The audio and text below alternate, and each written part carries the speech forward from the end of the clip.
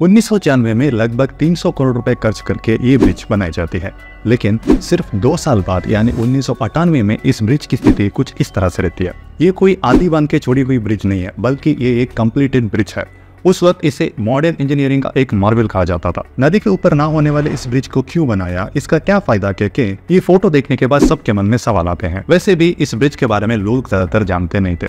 ये bridge popular हुई थी कोविड के टाइम पे, क्योंकि कोविड के टाइम में हमारे जो हालतें थी और इस ब्रिज की जो हालत थी, दोनों एक ही तरह के थे। तो ये सिमिलरिटीज क्या है, इस ब्रिज के पीछे की कहानी क्या है और इस ब्रिज की कहानी से हम अपने जीवन में क्या सबक सीख सकते हैं, चलिए जानते हैं। ये कहानी चोलुटेका ब्रिज की है। चोलुटेका दक्षिण अमेरिका के होंडुरस देश का एक छोटा सा शहर है। इस शहर के पास एक नदी बहती है जिसे चोलुटेका नदी कहा जाता है। 1936 में इस नदी के ऊपर एक सस्पेंशन ब्रिज बनाया जाता है। चोलुटेका शहर जहाँ पे स्थित है वहाँ पर आंधी, तूफान और साइक्लोन्स थोड़े ज्यादा मात्रा में आते रहते हैं। इसीलिए जब भी साइक्लोन से हरिकेन आते थे, ये ब्रिज को नुकसान होता था। इससे यातायात में रुकावट होती थी और इससे चोलुटेका शहर से बाहर या अंदर आना मुश्किल हो जाता था। इसीलिए चोलुटेका के म्युनिसिपल कॉर्पोरेशन ये पुराने ब्रिज से 5 किलोमीटर दूर पर एक नई ब्रिज का निर्माण करने के लिए आगे बढ़ते हैं। लेकिन चोलुटेका एक ऐसा जगह था जहां पे साइक्लोन्स और हरिकेन्स हमेशा आकर टकराते थे।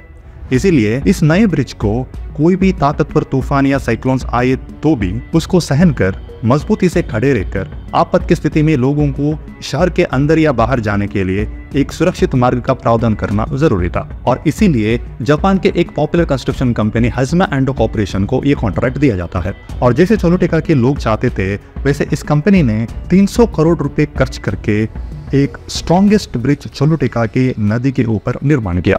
कई सालों से इन साइक्लोन्स और हरिकेन्स की मार से बच नहीं पा रहे लोगों को और नदी के बाढ़ और ओवरफ्लडिंग से पीड़ित लोगों को ये नए ब्रिज का निर्माण एक राहत की सांस देती है। लेकिन पता नहीं क्यों प्रकृति माँ का योजन कुछ अलग ही था। ये ब्रिज कंस्ट्रक्ट हुए ठीक 2 साल बाद यानी 27 अक्टूबर 1998 को होंडुरस देश अपने इतिहास में पहले कभी नहीं देखे हुए मिच नाम के एक प्रचंड साइक्लोन का शिकार बनता है। ये साइक्लोन होंडुरस के देश भर में एक व्यापक विनाश और काफी सारे लोगों के जान ले लेता है। ये साइक्लोन कई दिनों तक इस भूभाग पर अपना तांडव दिखाता है और इससे कई दिनों तक तेज बारिश, बड़े बड़े लैंडस्लाइड्स, उफनती हुई नदी की बाढ़, लोगों के जीवन अस्त व्यस्त हो जाता है। चोलुटेका शहर और नदी के आसपास वाले जगहों को भी काफी सारा नुकसान हो जाता है।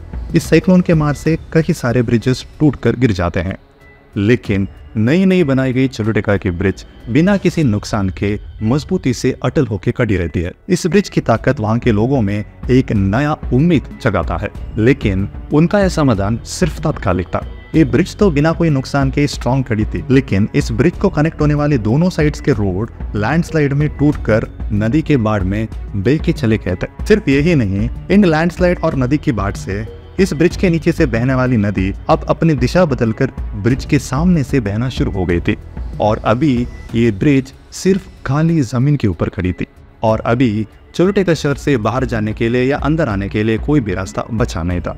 चोलुटेका के लोगों को उम्मीद दिलाने वाली ब्रिज अभी बेकार स्थिति में खड़ी थी और तभी उनको पता चला कि हम लोग कितने मूर्ख हैं। उनको ब्रिज की ताकत के ऊपर पूरा भरोसा था, लेकिन प्रकृति की ताकत के बारे में तो जरा सा भी अंदाजा नहीं था। प्रकृति के आपदा से सिर्फ बड़े बड़े बिल्डिंग्स गिरते ही नहीं हैं, बल्कि बिना टूटे खड़े हुए बिल्डिंग्स यूज ना किए जाने वाले स्थिति में आकर बेकार बन जाते हैं और ये क्षमता प्रकृति के पास है कि तभी उन्हें पता चला था।